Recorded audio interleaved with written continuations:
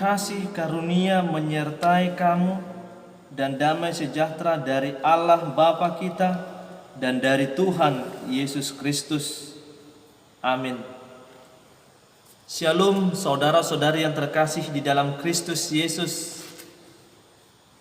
Selamat hari Minggu, selamat hari Pentakosta. Firman Tuhan yang menyapa kita pada minggu hari ini di Minggu Pentakosta yang pertama didasarkan pada kitab Nabi Yesaya, pasalnya yang ke-63 ayat 11 sampai ayatnya yang ke-14. Saya akan membacakannya untuk kita. Lalu teringatlah mereka kepada zaman dahulu kala, zaman Musa hambanya itu. Di manakah dia yang membawa mereka naik dari laut bersama-sama dengan penggembala kambing dombanya? Di manakah dia yang menaruh Roh Kudusnya dalam hati mereka, yang dengan tangannya yang agung menyertai Musa di sebelah kanan, yang membelah air di depan mereka untuk membuat nama abadi baginya, yang menuntun mereka melintasi samudra raya seperti kuda melintasi padang gurun. Mereka tidak pernah tersandung seperti ternak yang turun ke dalam lembah. Roh Tuhan membawa mereka ke tempat perhentian. Demikianlah engkau memimpin umatmu untuk membuat nama yang agung bagimu. Demikianlah firman Tuhan.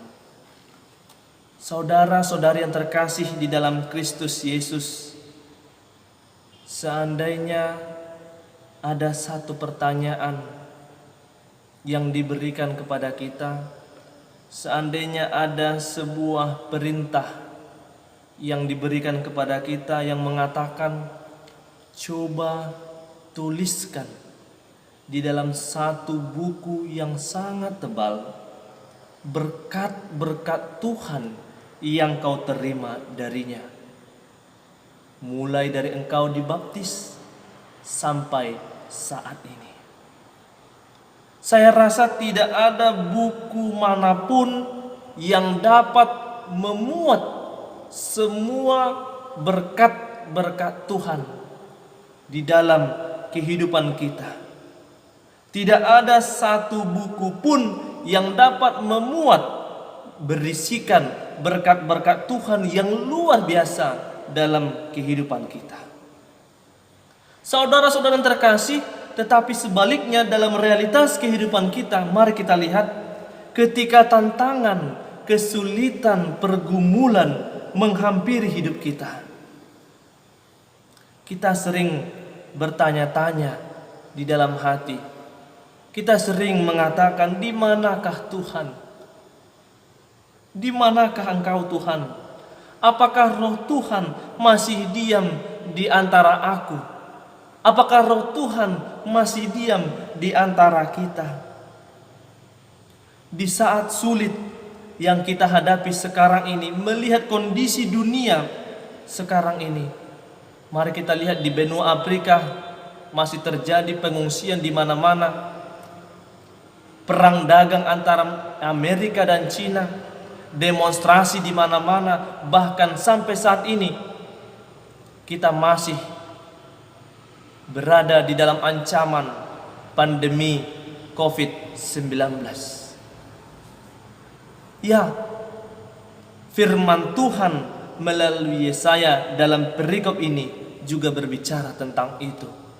Ketika Yesaya melihat problematika bangsa Israel yang di dalam kesulitan, penjajahan, pembuangan, serta penghancuran rumah-rumah ibadah mereka, yang membuat penderitaan yang amat mendalam, penderitaan yang sangat pedih di tengah-tengah umat pilihan Tuhan itu.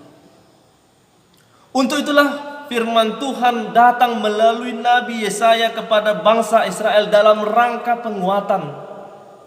Firman Tuhan datang melalui Nabi Yesaya dalam rangka penghiburan, menubuatkan penyelamatan umat Israel di tengah-tengah musuhnya. Dalam ayat 7 sampai ayat 9 dijelaskan bagaimana Allah di dalam rohnya melakukan perbuatan-perbuatan yang ajaib. Allah di dalam rohnya melakukan perbuatan-perbuatan yang masyhur. Dengan kasih Allah, Yesaya mengatakan Allah menyelamatkan mereka dan menebus bangsa pilihannya dari tangan para musuh. Saudara-saudara terkasih dalam Kristus Yesus, saat kita melihat apa yang dialami oleh bangsa Israel ketika itu, mungkin kita bisa menganalogikan kasih Allah seperti kasih seorang ibu, bahkan jauh lebih dari kasih seorang ibu tadi. Ketika seorang ibu rela melakukan apa saja, rela mengorbankan apa saja yang ada dalam dirinya demi anak-anaknya, lebih dari itu Allah melakukan apa saja, mujizat-mujizat yang luar biasa dalam rangka penebusan, penyelamatan umat pilihannya. Saudara terkasih, sama seperti pertanyaan di awal khotbah ini, ketika kita diingatkan kembali dengan pertanyaan itu, apa yang telah Tuhan berikan dalam kehidupan kita. Demikian Yesaya dalam perikop ini memberi semangat pemulihan kepada bangsa Israel. Apa yang sudah Tuhan lakukan. Di dalam ayat 11 tadi dikatakan sampai ayatnya yang ke-12, mengingatkan bangsa itu bahwa mujizat yang dibuat Allah dengan perintahnya sendiri kepada Musa. Mungkin kita mengingat apa yang terjadi, peristiwa sejarah bangsa Israel ketika mereka ingin keluar dari tanah Mesir. Ketika mereka sudah terdesak dengan kejaran serbuan tentara Mesir, Raja Firaun. Tetapi dengan mujizat Allah melalui tongkat Musa membelah air laut itu sehingga bangsa Israel dapat lolos dari kejaran tentara Firaun. Mengapa hal ini bisa terjadi? Semua hanya karena roh Tuhan diam dalam komunitas, diam dalam perkumpulan bangsa Israel melalui Musa. Inilah peristiwa sejarah yang harus diingat kembali oleh bangsa Israel dan juga orang-orang percaya saat ini, bahwa yang pertama, kasih Allah jauh lebih besar dari pergumulan kita. Kasih Allah jauh lebih besar melebihi pergumulan kita. Yang kedua, kita mengingat bahwa masa lalu kita diwarnai oleh banyak mujizat Tuhan, bahwa masa lalu kita diwarnai banyak kasih Tuhan yang tidak mungkin kita lupakan. Saudara-saudara yang terkasih dalam Kristus Yesus, pada minggu hari ini kita merayakan Minggu Pentakosta hari ke-50, hari turunnya Roh Kudus, dengan topik minggu Roh Allah yang menuntun. Ungkapan ini merupakan inti dari ayat yang terakhir, ayatnya yang ke-14 yang mengatakan Roh Tuhan membawa bangsa Israel ke tempat perhentian.